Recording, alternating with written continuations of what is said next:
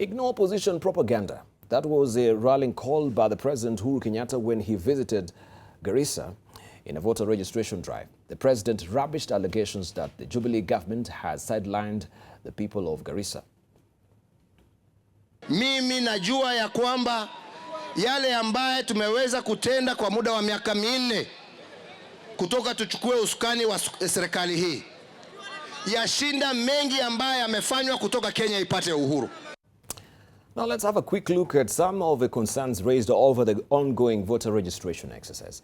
While on a voter registration mobilization drive in Kilifi, Code leader Raila Odinga said the National Intelligence Service, that is the NIS, is facilitating the importation of people from Uganda and Ethiopia to register as voters with plans for them to vote for Jubilee in the August elections. While speaking to residents in Kutusa Shuse, Kirinyaga County, President Uhuru Kenyatta termed Raila's claims that the government is registering Ugandans, and that is ridiculous. Kisumu Senator Anyang' Nyong'o also challenges or called the Jubilee agents, he has said the Jubilee have started buying IDs and voting cards from vulnerable supporters of the opposition in Nyanza and parts of the Rift Valley, demanding that the IEBC must speak strongly against this. In response to the allegations made, the IEBC denied claims by the opposition leader that its biometric voter registration kits are being used to register foreigners and that anyone with information on illegal issuing of national identity cards should report it to the relevant institutions. Now let's just take a look at these particular allegations. They say we have credible information that the National Intelligence Service, NIS, is once again heavily involved in the ongoing voter registration with the aim of influencing results in August, in the same way it did in 2007 and 2013. That is according to Raila Odinga. These claims he's making that we are registering foreigners are just a ploy to cause chaos and reject results if he loses elections. That is according to President Uhuru Kenyatta.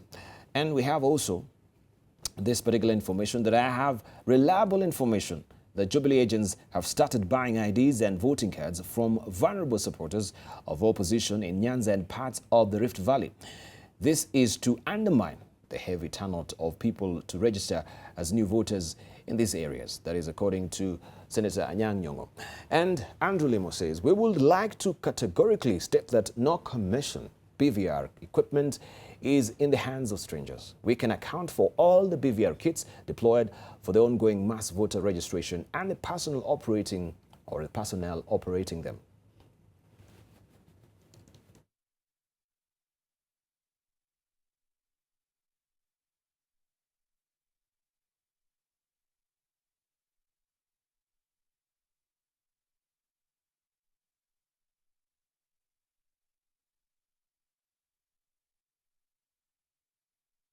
Of course, we want to involve our panelists also on this particular tickling issue. We know this can be a tinderbox waiting to explode if these allegations which are flying are true by any way. And of course, I had introduced them to you, so we'll go straight into it and hear from Dr. Mumo Nzau, who is a governance and security strategist. What do you make of these allegations? Your reactions? This is a political season, and I wouldn't like to say anything that would make any side or any political contender to look disadvantaged and so on. Of course, these are not good words, but there's something important that I want to say, and I want to start it from the President's answer to the journalist at Sagana State Lodge. Will you accept if you lose? And head of state said yes, because I will honor the will of the people of Kenya.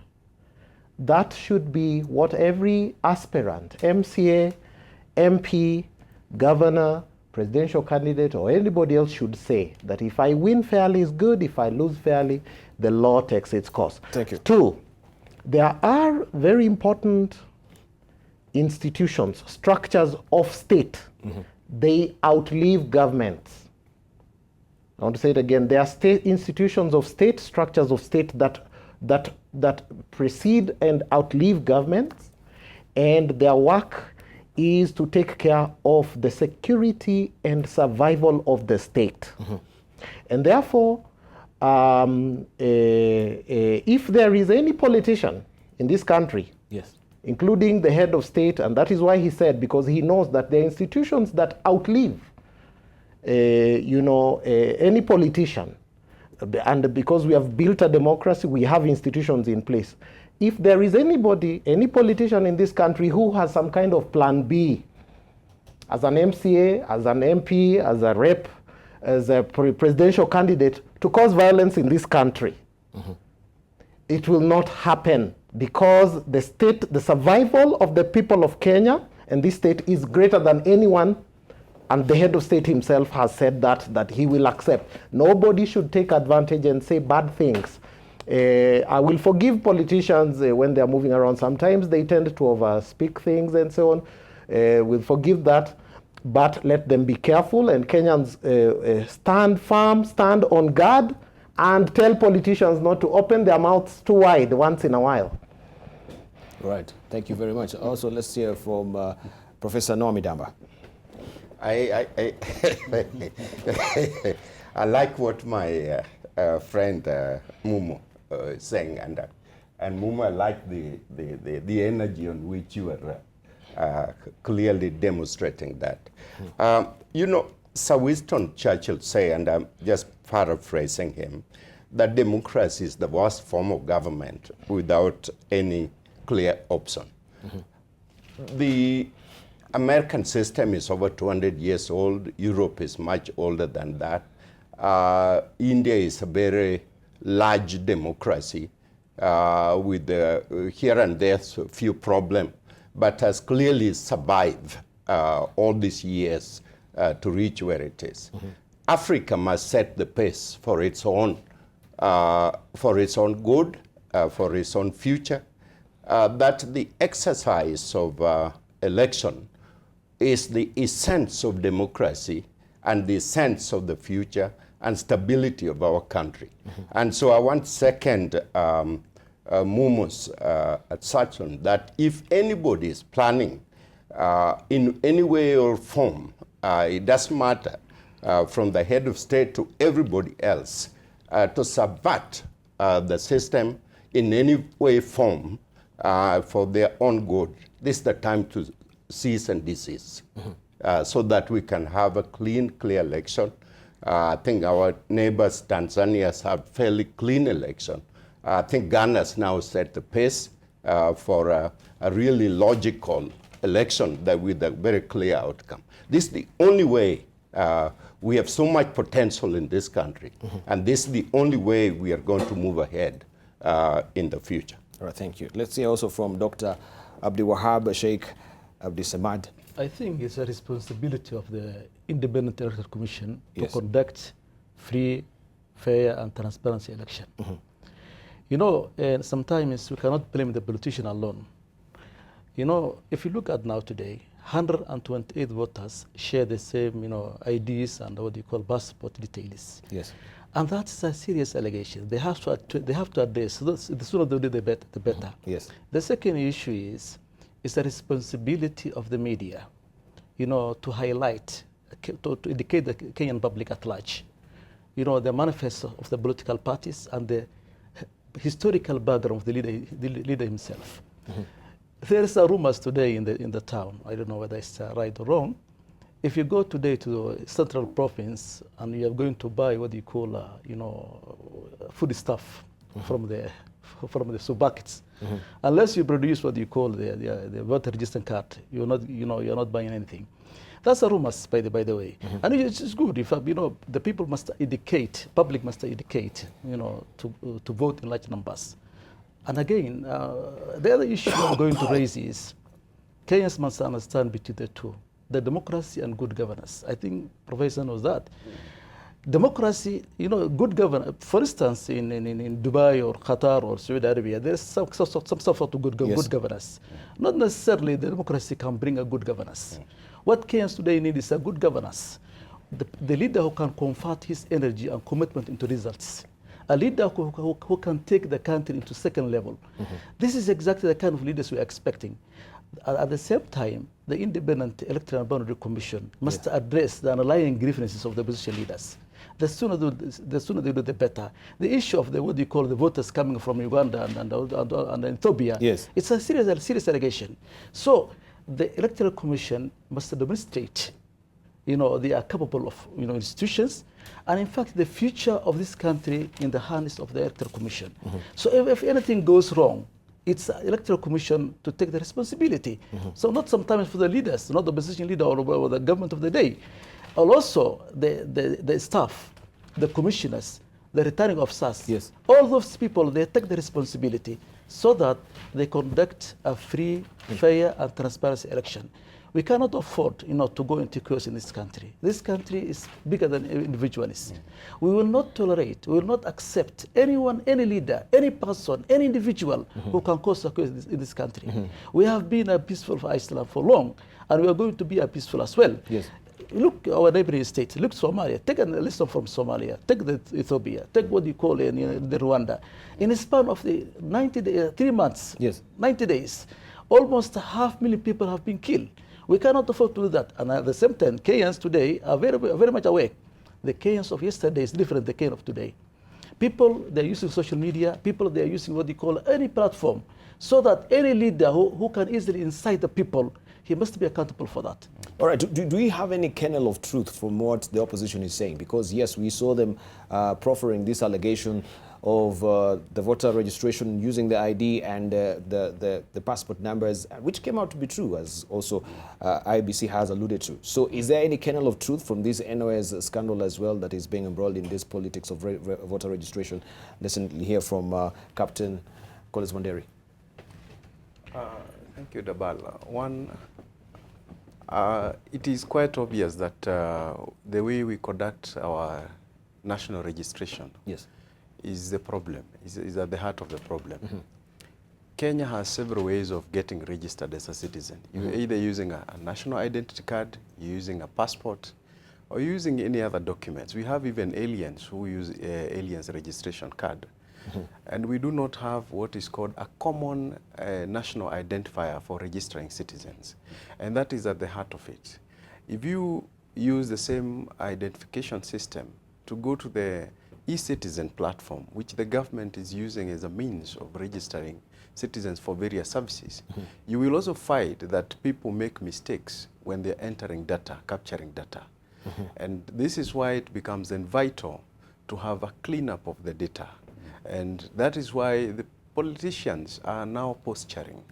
And the kind of posturing they're engaging in is a threat to national security in the sense that you're basically mobilizing your supporters to either reject or delegitimize or have no faith in national institutions like the Independent Electoral Boundaries Commission. And the moment you do that, then anything that is done by those national institutions then becomes questionable. And once you cast doubt in an election, any announcement of a win then is not legitimate. The legitimacy is challenged. And this is where then we must ask these institutions that are involved, the National Registration Bureau, the IEBC, and all other agencies that are involved in registering, because we also have the Registrar of Deaths and Births. They must now get that data. And that is why I think, in my view, and as also a legal practitioner, that it was wrong for some of the, I may not want to comment on the merits of the case, but it is wrong to stop the process of cleanup of that data by an independent consultant. Then you're crying foul. Because we know people make mistakes when capturing the data. So you must get a cleanup. And if you listen to the IEBC, they did not talk of the same national ID. They talked of double registration. That means there are also people who registered in one place and went and registered in another. And they have the same identification number. And we have the danger of somebody using both the passport and the ID to register. And then you have a situation where when you then match the data, you will have the same person appearing twice. But is it a matter of systemic failure that maybe it's coming also from IEBC, because this should be captured by the system? It should flag up if there's a double registration. Of course, it will maybe try and flag you up and tell you this particular candidate has been, or this particular person has been registered using an ID or a passport. So is it a systemic failure that we're having, that we don't have a robust voter registration system in this country? You can say that. For one, the kits that are being used to register are disparate. You have a kit that is in North Hor. You have another kit that is in Kuria. I mean, you're talking of distance of kilometers. Yes. After that registration, then you have that data coming up, being brought together. Then you have the whole data put up in one database, and then a cleanup exercise begins.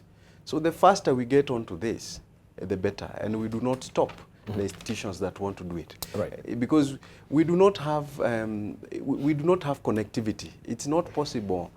Even the data, even the kit that the person in Mandera has, simply has the old data of people who were registered in the past. It doesn't capture the new. The new data will only be added onto the existing data, and then that is when matching will happen and a cleanup will happen. And unless we allow that process to happen, then we can continue posturing and mobilizing. Right. Let's hear from Dr. Paulos Machira. First of all, we have Interior Cabinet Secretary saying that this particular claims by Raila Odinga of NIS involvement in the electoral process, it is purely a speculation. He claims that he has sensed defeat in the coming election. Do you hold with his view? Well, you know, when I think about Raila these days, I see him like someone called Donald Trump, because Donald Trump was very critical of CIA to a point that he didn't like it. Now I'm seeing Raila also with the National Intelligence Security Service. But when you look at these three stories, we have a story from Raila, a story from Kenyatta, and a story from Andrew Limo. Three different stories. Andrew, the IEBC says that their kits, their BVC kits are good, they're in good hands, and nobody can tamper with them. But first, you know, backwards, you think about Isaac, Isaac, and Chiloba. They were there, they did not expose the 128,000 double registration. Yes. They didn't come now when this man, this new Chebukati. Yes. He's the one who refuted this. What was Isaac Hassan doing all this time? I think that's why Raila was complaining, because 128,000 people are too many for any computer. For an anomaly. Yeah, that anomaly is too much, because they can vote very many people. And where do these people come from? I wish they would tell us where a majority of these double registration come from. Do they come from Dadaab? Do they come from Busia? Do they come from Ethiopia? Even IEC is recruiting people from Uganda. I expect those people will be voting in Busia or the neighborhoods of Busia. Yes. Which zone is that? Is that a Jubilee zone or a Ford zone, or which zone? If the Ethiopians will be voting, Ethiopians will maybe voting in Moyale. They may not come, or Isiolo, but they may not come very far. Then Ethiopians, first, they don't speak English, so you can usually trace him in a line.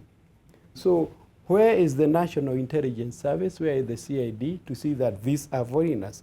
Ethiopians are very unique even when they come. So I can't understand all this rounding up. All right, Abdiwahab, of course you're a consultant, and you've done a lot of analysis on the Horn of Africa so far. Maybe with these other countries, Uganda, because there has been claims of voter registration rigging as well, and rigging, as it were, from the Ugandan elections as well. Have you had any information that sort of the voter importation from other countries has happened from these other countries? I think it's the mere propaganda. Let me be honest. It's a mere propaganda. Let me be honest with you. You know, for instance, if the voters come from Ethiopia, yes, Ethiopia we know very well. We cannot differentiate the Ethiopia and the rest of the Kenyans. It's an easy now. For instance, if they came to Moyale or Isiolo or Garissa or Wajir or Mandera, it's easy unless they are Somali origin who came from the other side of the border. Yes. The issue of the people are coming from Uganda, voting in Busia and Malaba and Bungoma, those areas, it can be true, it can be right. It can be wrong, it can be right. Because some of the Luyas, they are the other side of the border. For instance, in Mbale, in what do you call Nganga, those areas are what we call, Luyas populated areas. So it can be right. Some laws, you know, these are artificial border between Kenya and Uganda, because before the colonial, this community are the same. So if it can be right, why are you saying it's a pure propaganda? The issue of the Ethiopians coming to Kenya and voting, I think that's a little bit propaganda. This is a bit of propaganda that one. But we've had Ethiopian illegal immigrants here who are so many. We've seen them. No, unless you obtain the Kenyan national ID, it's another issue. Yes. But you know, somebody who's a refugee who came from Ethiopia and coming here and conducting election here, I think that's far from reality. Let's be honest to each other. I think the people who are coming from Bungoma, the people who come from other side of the Uganda, maybe, or maybe the Maasais who came from other side of Tanzania. It can be like that. Mm-hmm. But 100% I'm sure Ethiopians coming to Kenya, voting inside the Kenya, I think that should be that far from truth. Honestly speaking, let me be honest with you. Unless that Ethiopian guy obtain the Kenyan national ID, unless that guy he lives in Kenya for long, yes. unless he speaks Kiswahili and English, mm-hmm. and maybe he obtain the Kenyan documentation through the back door, yes. That's another issue. That's another issue. All right, this allegation also from Senator Anyang' Nyong'o that we have also the buying of IDs and passports from residents of Kisumu and the Nyanza area. Do you think, because he says he has a scrap of proof to this particular allegation, do you think there is also some truth in this? Let's hear from Professor Noah Midamba. We come to you, Dr. Mumo Nzau. Okay. Debarl, you know, I've said not once but many times that in most parts of Africa we're not ready for election. Yes. For clean, fair election. Number one is the issue of capacity. Mm-hmm. Some of the technology we're using, we have very limited capacity to use them. And you know, anything can go wrong anytime. Mm-hmm. Secondly, the issue of vote buying and all those kind of things, which really is very consistent with the level of corruption we have. Yes. That is a very common occurrence. Claims and counterclaims happen all the time in almost every election. And the future of Africa has to be guided by AU. I hope Amina Mohammed become the chairman. And what I will urge is to set up a very comprehensive election bureau at the African level, and such that these people can come in and assist various countries to make sure that elections are fair and verifiable, so that these counterclaims and claims become invalid with data. You cannot convincingly say that none of this is happening. Mm-hmm. Thank you. Let's hear from Dr. Mumo Nzau. Yeah, I think now we have come to the level of ordinary politicking, which is ordinary. It's possible and it's expected. Politicians will accuse others of voter buying. They won't say also in the sum of their parts what a local MC or MP and all these things are doing. I will also second Professor Midamba, because it's about building now faith and public support for the institutions we are building. There were issues about qualms about IEBC. Now that is behind us. Now it is time now to build confidence, sort out this kind of cleanup things and so on. I would like to remind Professor Machira, actually, some time back there was someone who was charged in a court here in Makadara and jailed for voting twice. And that was during Isaac. So I don't think these are small anomalies here and there should be a big deal. Mm-hmm. They should be sorted so that all the parties are comfortable and we build trust. First, we need a stable country. Without a stable country, you cannot hold elections. We need good institutions, judiciary, police, state machinery to take care of security, and then Kenyans to support the process, and the politicians to build trust. And it is as easy as having party agents somewhere. It is very clear how the process is being done. matters of procedure and circumstance all together. And we go together to the elections as one country, as one people. What I wouldn't like is things to do with hate speech, Debarl. The other day, somebody sent a speech, you know, a clip, you know, without a face to it, and they said it's Duale and all that. There was a storm and all that. Of course, those were bad things.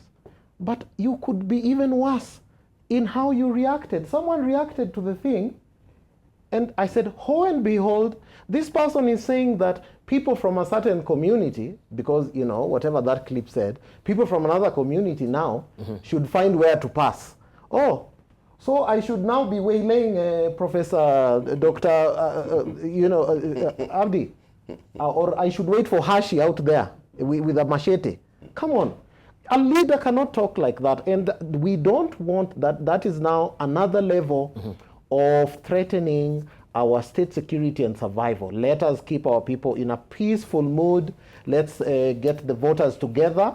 And, you know, there will be accusations here and there, politicians, you know, and all that. IEBC should take care of that, and the state structures, the judiciary, we build now confidence in this, and there's no time.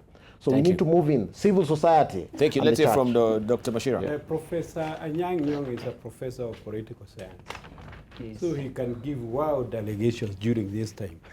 I don't imagine a person in Kisumu, a Luo from Kisumu, selling his vote. A Kikuyu from Nyeri can comfortably sell the vote, according to our culture. But then, even if you bought your what ID, is the culture?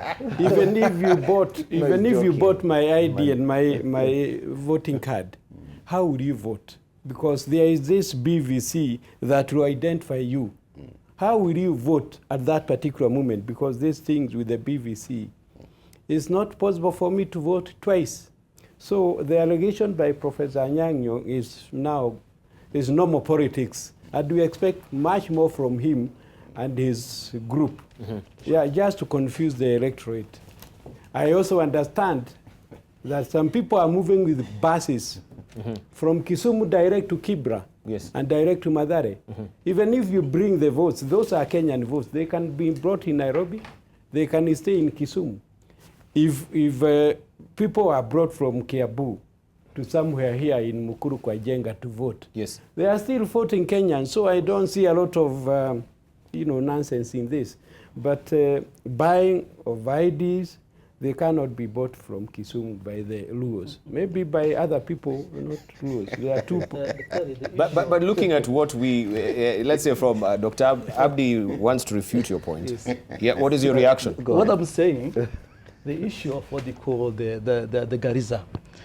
For instance, the Garissa has a significant number of the, you know, the Kambas and other, you know, upcountry people.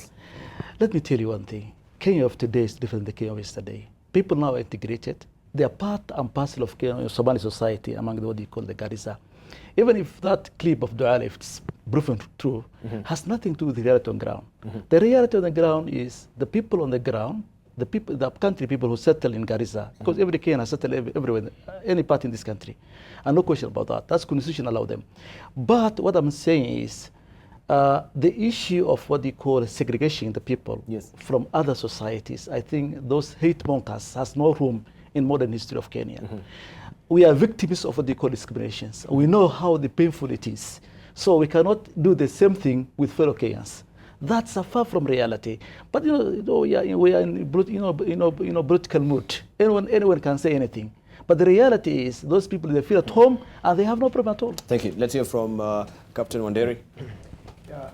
One of the biggest tragedies of Africa is the use of ethnicity, not for the purposes of identification, but for purposes of political mobilization. You see, by saying somebody is Luo, Kalenjin, Kikuyu, or Kamba, it's a question of identity. And everybody should be proud of their identity.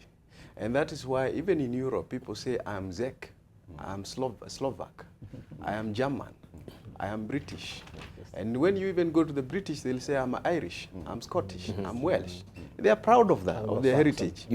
But what are we proud of our heritage ourselves? if somebody uses the kind of language that we are now seeing, which I agree with my colleagues here, that is simply political posturing, is now the use of ethnic basis or ethnic political basis for mobilization, and mobilization that is negative. It's not positive. And as Dr. Wahab is saying, people have moved around this country. Yes. You are not likely to go to any region of this country, any county headquarters, and not find people from other communities. And it is wrong for us, for politicians to be allowed to do this. Having said that, let me say this. It is now incumbent upon the national institutions, the independent offices, the Office of the Director of Public Prosecutions, the National Cohesion and Integration Commission, the Inspector General of Police. All these people are independent institutions. By the time that kind of speech is uttered, they should be the ones responding, not even the government spokesman. It should not be the person from the Office of the President responding. It is those institutions, because those are the people, Dr. Mumo said, outlive. Those institutions outlive politicians and governments. But I want to draw you also from a story, I think, in the Standard about also the NCIC. Now they want to actually start training officers, right? They want to start training officers. This is the time they want to actually train officers. I'm trying to look for that particular story. But do you think this is coming late in the day? Is this the time to actually start training police officers on hate speech? I don't think, you see, there are two issues here we have to deal with. And sometimes you look at the way we deploy our security forces. Yes. The kind of speeches that we have at the moment, they keep changing. There is metamorphosis of the kind of political comments that we are getting from politicians. Yes. The comments that were done 6 months ago are totally different from the ones today. Because today we have a situation where there is competition at the national level. Yes. There is also competition at the county level. And we have seen the danger of mobilizing communities. We have even seen people who speak one language in Embu, Bere and the Embu people.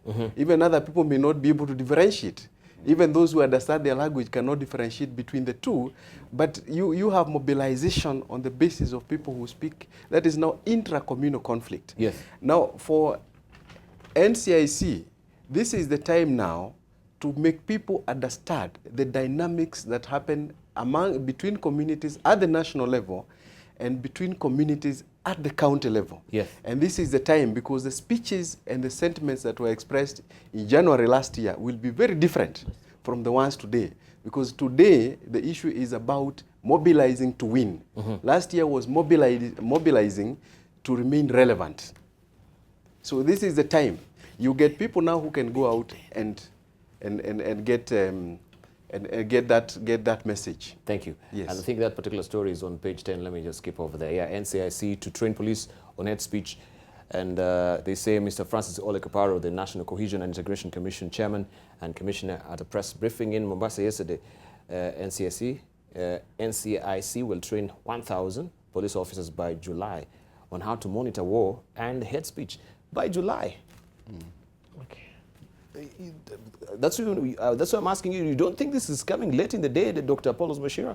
I like Mr. Francis Ole Kaparo by his, attending to crisis. Yes. He has been there. The commission has been there. All along. All along. We had leader. Yes. Is this the time they want to train police officers that's how what to we're monitor asking. war? Not even hate speech. War. What war? These are police officers. They've gone to Kiganjo. They have been here. They know what it is that makes offenses. They know hate speech. They have taken the Muthaiga 6. And now they are being trained now in July. They should not go to July. They should go to the nomination stage now. February, March, April. This is the worst time. So for the Kaparo to say July when elections are coming in August, he is asleep. He is my friend, but they are now sleeping. All right. So on their job. This is commission sleeping on their job. They had a conference in Mombasa on how actually they will also be gallivanting about the country, also training and also trying to combat hate speech. So we'll see that how it will pan out.